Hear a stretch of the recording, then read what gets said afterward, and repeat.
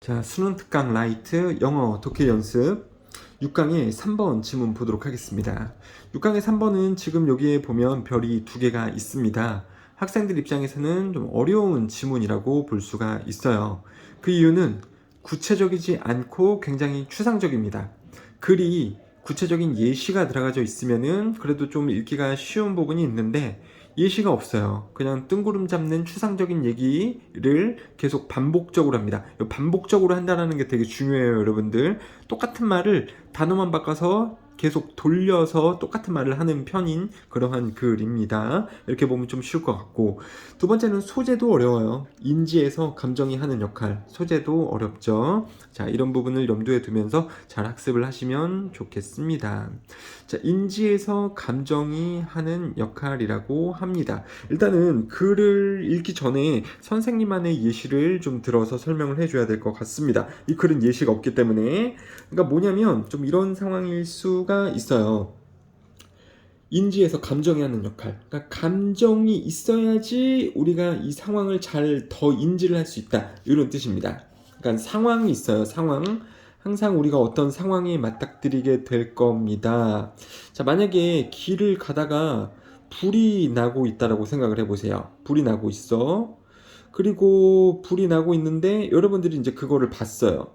그리고 여기서 사람들이 이렇게 몇몇 서 있습니다. 여러 명이. 그러면서 다 이제 불 난 거를 인식을 하고 있어. 불 난 거를 인식을 하고 있습니다. 그러면은 이제 여러분들도 이 불이 난 상황을 인지를 하긴 할 거죠.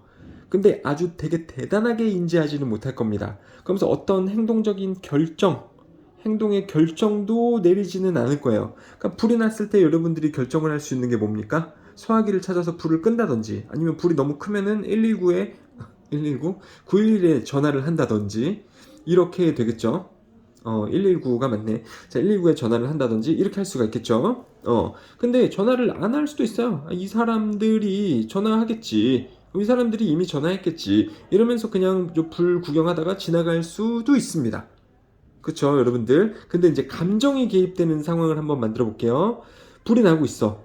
여러분이 거길 지나가고 있는데 어떤 여성이 불이야 이러면서 어떡해 어떡해 우리 아이가 저기 있는데 어떡해 막 이러면서 울부짖고 있어요, 여러분들. 그러면은 그 감정이 전달이 되죠. 큰일 났다 큰일 났다 라는 정도의 감정이 이제 전달이 될 거 아닙니까? 아이가 저 안에 있는데 어떡하지? 저 아줌마 울고 있는데?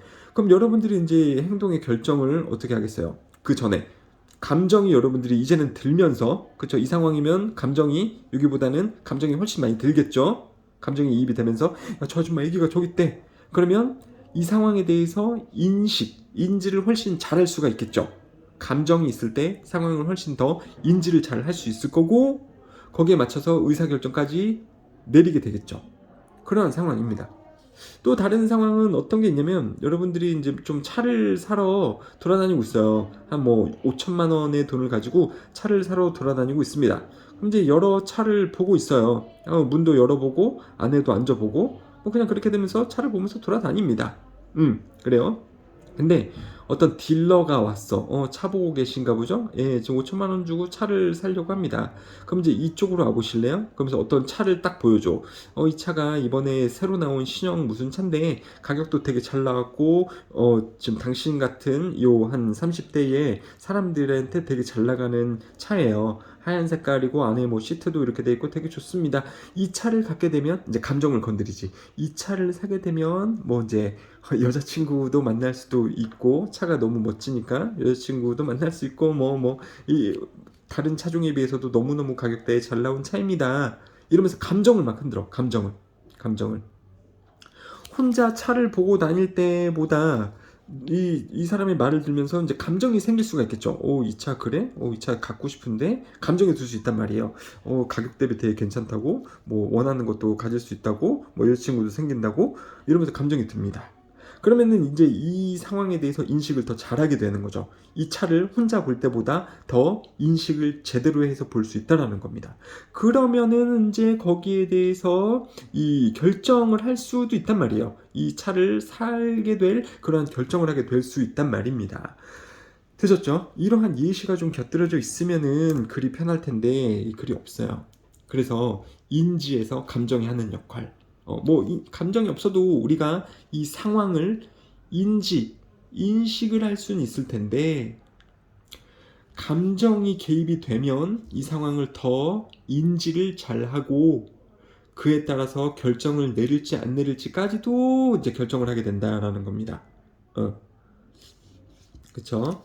그런 내용이에요. 그 내용이 그냥 이 내용인데, 이게 단어만 바꾸면서 계속 내용은 반복적. 계속 돌고 있습니다.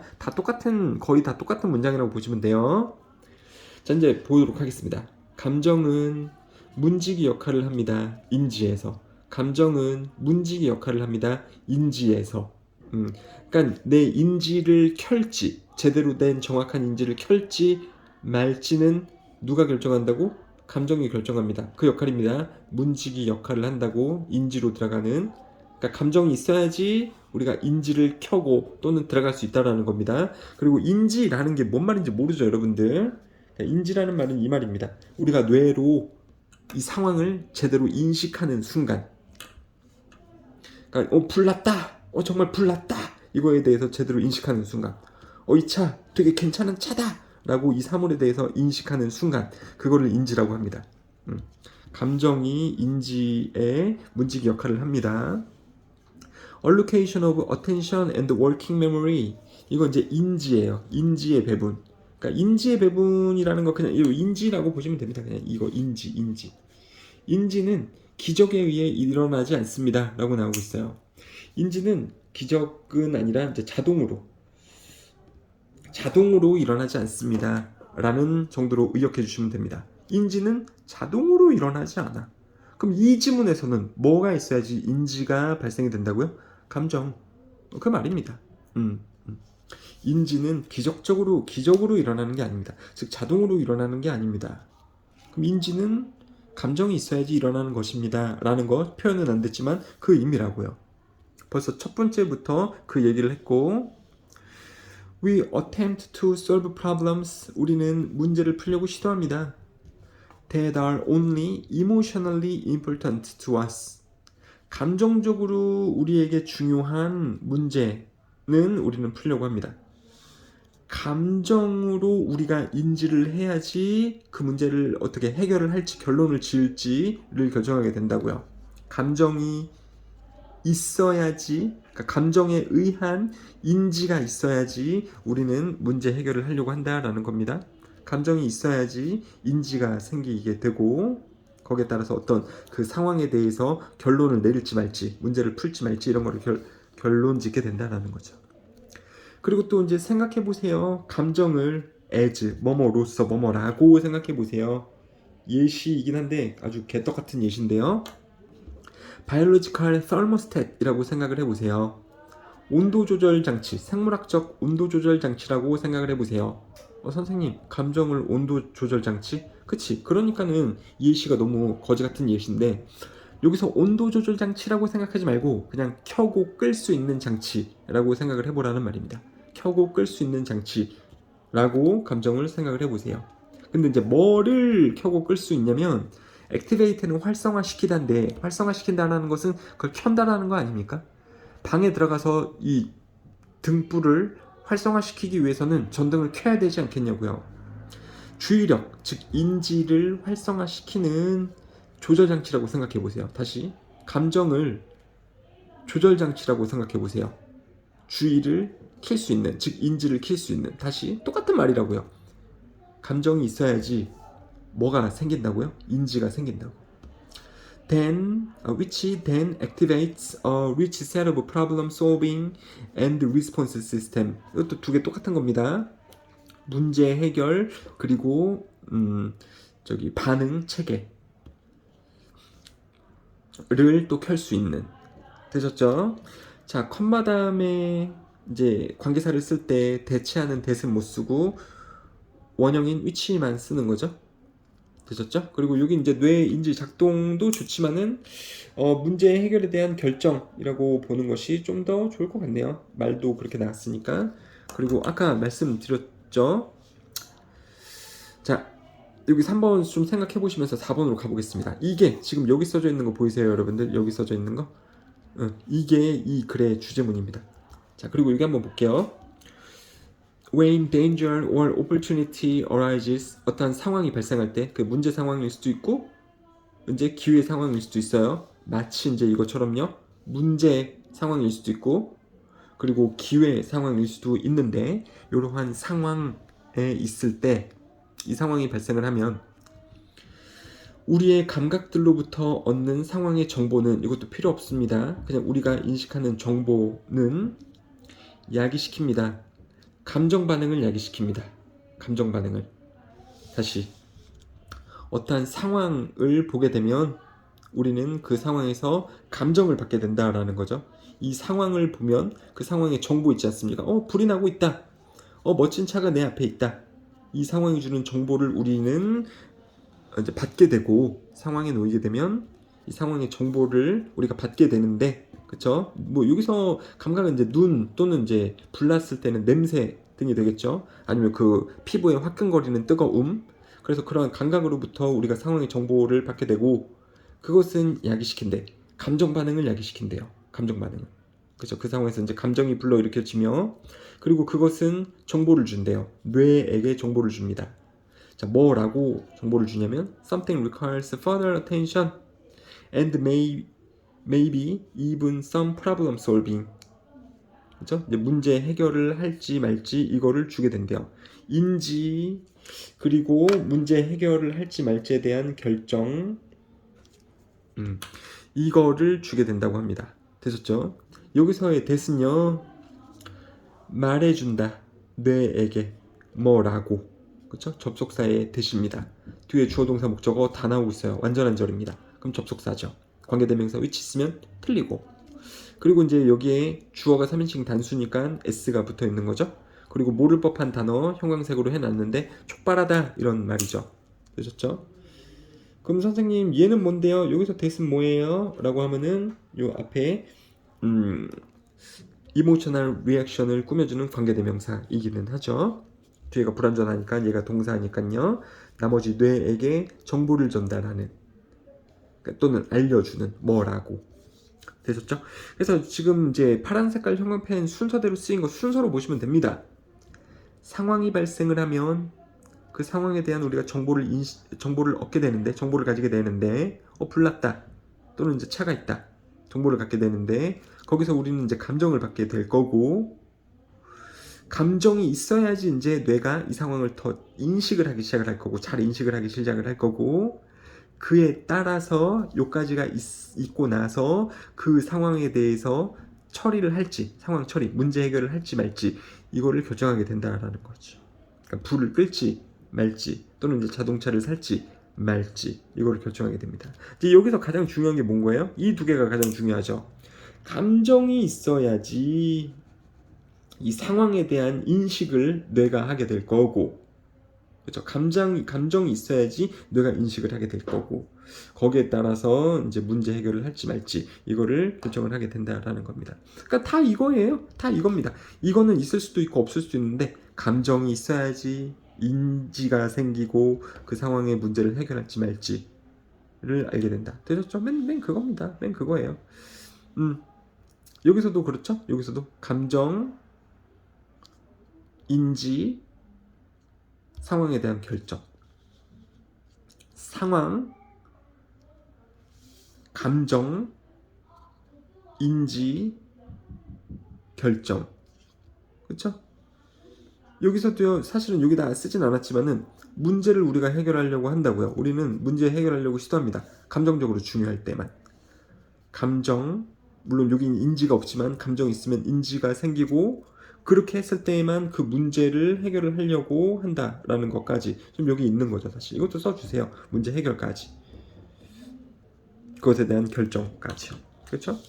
그리고 이제 4번 다음에 5번으로 넘어가는데 이것도 5번도 똑같은 말입니다. 4번하고 똑같은 거예요. 순서만 좀 다르게 써놓은 건데 감정은 작동합니다. 무의식적으로 끊임없이 평가하면서 정보를 상황에서 온 정보를 평가하면서 even while we are asleep or attending to other things 다른 것들을 하는 동안에도 요건 필요가 없고요. 요 부분은 필요가 없고 그러니까 아무튼 무의식적으로 작동한다라는 거긴 한데 얘도요. 감정이 상황을 평가를 한대요. 그러니까 두 개가 연결이 돼 있다라고 그냥 보시면 됩니다. 감정이 상황을 판단을 합니다. 근데 어디서부터 오는 이 정보예요? 상황에서부터 오는 정보를 감정이 판단을 한대. 그렇죠? 이 두 개가 좀 연결이 되어져 있는 거죠. 그 부분이라고 그냥 보시면 돼요. 되게 중요한 문장도 아닙니다. 근데 여기서는 이제 어떻게 그렇게 하냐면은 무의식적으로 다른 거를 하는 동안에도 상황에 대한 정보를 우리는 감정적으로 평가를 하고 있다라는 거죠. 자, 그다음에요. When our emotions enter awareness, 이것도 감정이 인식으로 들어가면 감정이 이제 인식하고 같이 있게 되면 we call it a feeling, 우리는 느낌이라고 부릅니다. 이 두 개를 이제 느낌이라고 부른다라는 말도 나오고 있어요. 이 두 개를 느낌이라고 부른대요. 이 두 개가 합쳐져 있을 때는 그것이 feeling, 느낌이라고 한다고 합니다. 감정을 가지고서 이 상황을 인식하는 것을 느낌이라고 하고, and then 그리고 나서야 we can begin to consciously deal with the challenge. 여기서 challenge는 그 문제의 상황이죠. 문제를 의식적으로 처리를 하려고 합니다. 추론 능력을 가지고서. 알겠죠? 자, 물론 이 상황에 대한 정보에 대해서 감정을 가지고 그리고 이제 뇌가 인지하는 것까지. 자, 이 부분은 무의식적으로 발생한다고 했죠. 무의식적으로. 그렇죠? 그리고 감정이 있어야지 그 상황에 대해서 뇌가 인식을 할 수 있는데, 그리고 이 두 개를 합한 것은 느낌이라고 했고, 이게 이제 두 개가 돼야지 그 상황에 대해서 문제 해결을 할지 말지에 대해서 내가 결정을 하게 되는데, 그거는 어떻게 일어난다고요? 의식적으로 그 문제를 해결할지 말지를 결정하게 된다. 요게 지금 나오고 있는 겁니다. 되셨죠? 그래서 이제 뭐 크게 묶어서 이해할 필요가 있는 지문이라는 거예요. 그러니까 짧게 끊어서 보면은 너무 좀 어렵다라고 생각할 수 있는데, 그냥 큰 덩어리로 큰 덩어리로 봤을 때 다 이겁니다. 다 이거예요. 요거. 그게 이제 여기서도 나왔었던 거고, 다 그 말입니다. 감정이 있어야지 인지가 발생을 하고 문제 해결을 할 수 있다. 여기는 조금 이제 추가해가지고 상황이 정보를 주는데 그거를 우리는 항상 감정적으로 평가를 하게 되는데, 상황에 대한 정보를 우리가 감정으로서 평가를 하게 되고, 그럼 이제 감정이 있어야지 뇌가 그 상황을 드디어 인식을 하게 되고, 그 상황에 대해서 내가 감정을 가져야지 뇌가 인식을 제대로 하게 되고, 그 다음에 이제 문제를 해결할지 말지에 대한 상황으로 가게 된다 라는 겁니다. 끝이에요. 끝. 이렇게 보면 좀 쉽죠? 근데 되게 어려운 형식으로 글이 쓰이고 있다. 추상적인 글이었기 때문에 그럴 수 있다라는 겁니다. 자, 그래요. 잘 준비를 하시고, 좀 어렵다 싶으면 또 질문을 하시면 다른 예시 들어드릴 수 있습니다. 질문 잘 하시고 이렇게 마무리하겠습니다.